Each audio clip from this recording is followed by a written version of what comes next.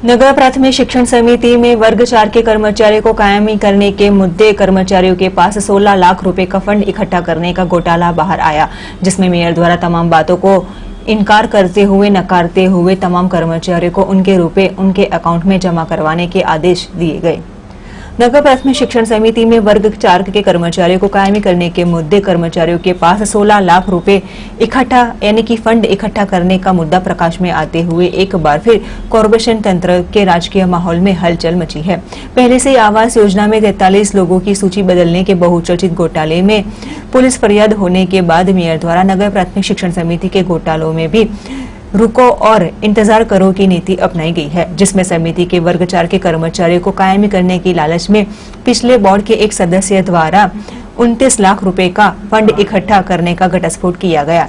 जो ये मुद्दे मेयर द्वारा कौभांडियों का पूरा दाव ही उल्टा करने के लिए 16 लाख रुपए 104 कर्मचारियों के बैंक अकाउंट में जमा करवाने के लिए यूनियन प्रमुख को आदेश दिए हैं। कर्मचारियों के पास से फंड इकट्ठा करने वाले वैसे सदस्य का नाम भी बाहर नहीं लाने के लिए भागादौड़ी मचाई जा रही है, तो वही भाग बटाई में हिस्सेदारी करने वाले सदस्य भी मानो अब उनके लिए भी विकट परिस्थिति खड़ी हुई है।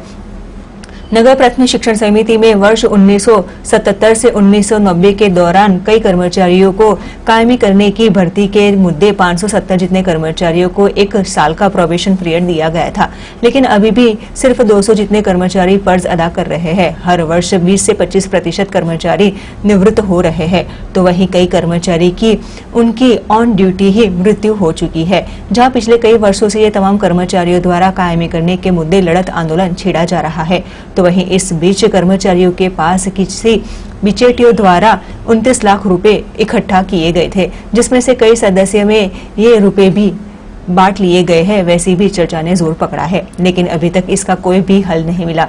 इस मुद्दे आज मेयर के रोकड़िया को कर्मचारी यूनियन ने जानकारी देते हुए मेयर द्वारा सबसे पहले तमाम रुपए कर्मचारियों के बैंक अकाउंट में जमा करवाने के आदेश दिए गए, जिसके बाद ही उनके कर्मचारियों को कायमी करने के मुद्दे पर आगे बढ़कर रजूआत की जाएगी, वैसी बात कही गई थी। तो वहीं इस मुद्दे में कर्मचारी के यूनियन ने बताया था कि हाई कोर्ट में लड़त लड़ने के लिए वकील की फीस के लिए ये रुपए इकट्ठा किए गए थे। किसी भी राजकीय नेता को ये रुपए नहीं दिए जाने वाले थे।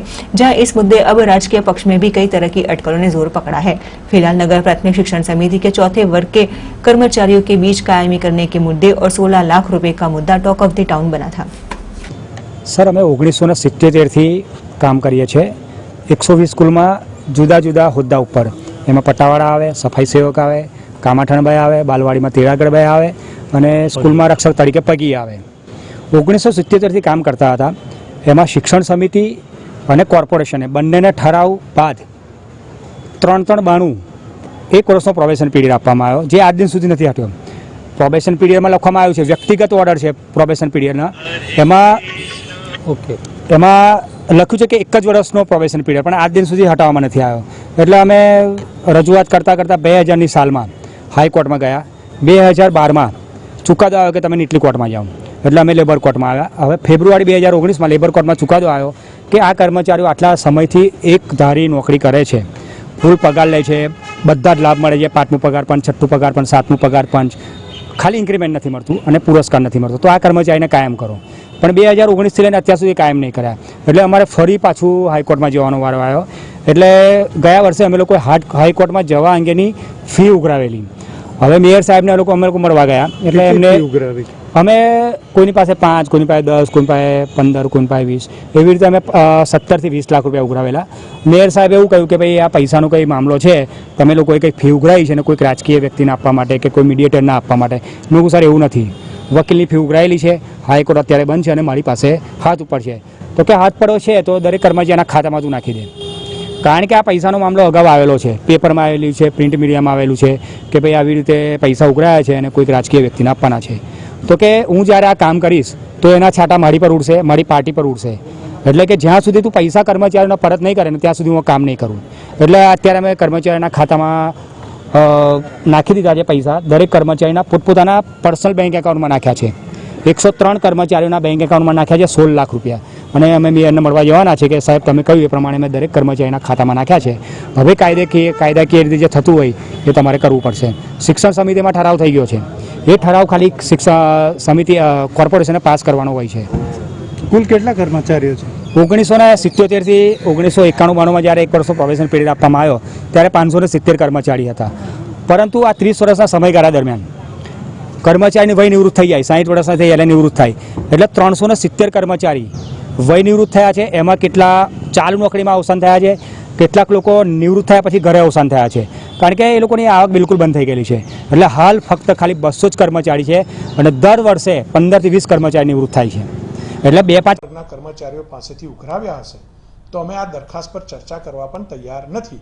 તમે એ રૂપિયા પરત એમના એકાઉન્ટમાં ઉઘરાયા છે જમા કરી દો, ત્યારબાદ કોર્પોરેશન આનો નિર્ણય કરશે. એના અનુસંધાનમાં મારા કહેવાથી જ શિક્ષણ સમિતિના આ તમામ રૂપિયા, મોટાભાગના રૂપિયા આજે કોર્પોરેશનના ચોથા વર્ગના કર્મચારીના એકાઉન્ટમાં ઇતિહાસમાં કદાચ પહેલીવાર આવું થયું હશે કે જમા થયા છે. સાહેબ, લાગે છે કોઈ મોટું માથું રાજકીય આની અંદર છે, કોઈનું ઇન્વોલ્વમેન્ટ છે? કારણ કે આટલા મોટી રકમ ઉઘરાઈ અને એમને કાયમી કરવાની વાત હતી, કોર્ટ કેસમાં પણ આટલા પૈસા તમને જરૂર પડે. જ્યારે મારી પાસે રજૂઆત કરવામાં આવી હતી ત્યારે એમની વાત એ જ હતી કે આ કોર્ટ મેટર માટે આ રૂપિયા ઉઘરાવવામાં આવ્યા છે આગામી લડત માટે. ત્યારે મેં એમને કહ્યું હતું કે આટલી મોટી રકમની ક્યારેય કોર્ટમાં જરૂર ન હોઈ શકે, જેને કારણે આપ રૂપિયા એમના એકાઉન્ટમાં પરત જમા કરાવી દો. બાકી કોઈ રાજકીય અગ્રણીનું નામ આવશે કે નહીં એ મને ખબર નથી, પરંતુ એટલું ચોક્કસ કહીશ કે અમે આ રૂપિયા શિક્ષણ સમિતિના ચોથા વર્ગના કર્મચારીને પોતાના એકાઉન્ટમાં પરત જમા કરાવવા માટે કહ્યું હતું ને એ પ્રમાણે જમા થયા છે. જમા થયા છે. હવે સવાલ એ છે કે કર્મચારીઓને નોકરી કાયમી કરવાની દરખાસ્ત ઉપર શું વિચારણા તમારી? જે તે વખતે આ દરખાસ્ત અમારા કોર્પોરેશનમાં પેન્ડિંગ પડી છે. આ કોર્પોરેશન આગામી નીતિ નિયમ ધારાધોરણ જોઈને કોર્પોરેશન આગામી દિવસે શિક્ષણ સમિતિના ચોથા વર્ગના કર્મચારીઓ સાથે ચર્ચા કરીને, અમારા કોર્પોરેશનના અધિકારીઓ સાથે ચર્ચા કરીને આ નિર્ણય કરશે. આખા મામલામાં જે રીતના વાત આવી રહી છે કે